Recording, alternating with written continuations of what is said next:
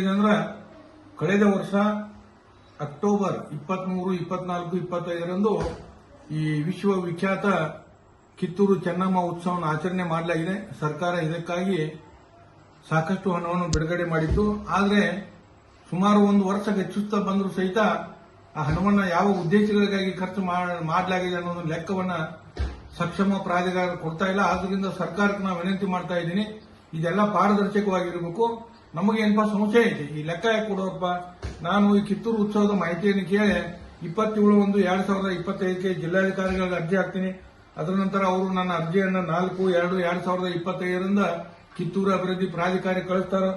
ಅಲ್ಲಿಂದ 18/2/2025 ಕಿತ್ತೂರು ಅಭಿವೃದ್ಧಿ ಪ್ರಾಧಿಕಾರದಿಂದ ನಿರ್ಮಿತಿ ಕೇಂದ್ರ ಬೆಳಗಾವಿ ಪತ್ರ ಹೋಗ್ತದೆ. ನಿರ್ಮಿತಿ ಕೇಂದ್ರದ ಮಾಹಿತಿ ಕೊಡೋದು. ಅದರ ನಂತರ ಡಿಸಿ ಅವ್ರ ಅಪೀಲ್ ಮಾಡ್ತೀನಿ.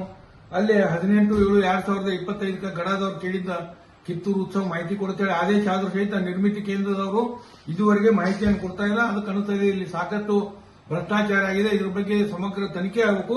ಈ ತನಿಖೆ ಪೂರ್ಣ ಆಗುವವರೆಗೆ ಮುಂದಿನ ಕಿತ್ತೂರು ಉತ್ಸವಕ್ಕೆ ಹಣ ಬಿಡುಗಡೆ ಮಾಡಬಾರದು ಅಂತೇಳಿ ಸರ್ಕಾರಕ್ಕೆ ಒಂದು ಪತ್ರ ಬರೆಯುವ ಸಿದ್ಧತೆಯಲ್ಲಿದ್ದೇನೆ. ಆದ್ದರಿಂದ ಜಿಲ್ಲಾಡಳಿತಕ್ಕೆ ವಿನಂತಿ ಮಾಡ್ತಾ ಇದ್ದೇನೆ, ಕಳೆದ ಸಲ ಏನೇನು ವೆಚ್ಚ ಮಾಡಿದ್ರಿ ಅದರ ಬಗ್ಗೆ ಸಾರ್ವಜನಿಕವಾಗಿ ಪ್ರಕಟಣೆ ಮಾಡಿ ಈ ಸಲ ಕಿತ್ತೂರು ಉತ್ಸವವನ್ನು ಮಾಡಬೇಕು. ಅದಲ್ಲದೆ ಪಾರದರ್ಶಕವಾಗಿ ಉತ್ಸವ ಮುಗಿದ ನಂತರ ಲೆಕ್ಕ ಪತ್ರವನ್ನು ಕೊಡಬೇಕು. ಇಲ್ಲದೆ ನಾನು ಕಾನೂನಾತ್ಮಕ ಹೋರಾಟ ಮಾಡ್ಕೊಂಡು ಅಂತ ಹೇಳಿ ಬಯಸ್ತಾ ಇದ್ದೇನೆ.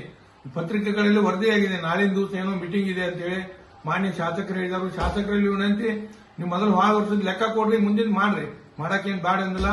ಈ ನಂದೇನಪ್ಪ ದುರ್ದೈವ ಸಂಖ್ಯೆ ಅಂದ್ರೆ ಈ ದೇಶದ ಸ್ವಾತಂತ್ರ್ಯಕ್ಕಾಗಿ ಹೋರಾಡಿದಂತ ವೀರರಾಣಿ ಕಿತ್ತೂರು ಚೆನ್ನಮ್ಮಳ ಉತ್ಸವದಲ್ಲಿ ಕೂಡ ನೀವೆಲ್ಲ ಹಣ ತಿನ್ನುವಂತ ಒಂದು ಪ್ರಯತ್ನ ಮಾಡ್ತಿದ್ದಿರಲಿಲ್ಲ. ಅಧಿಕಾರಿಗಳು ನಾಚಿಕೆಗೇಡು ಸಂಖ್ಯೆ ಅಂತ ಹೇಳಿ ಬೈತಾ ಇದ್ದೀನಿ.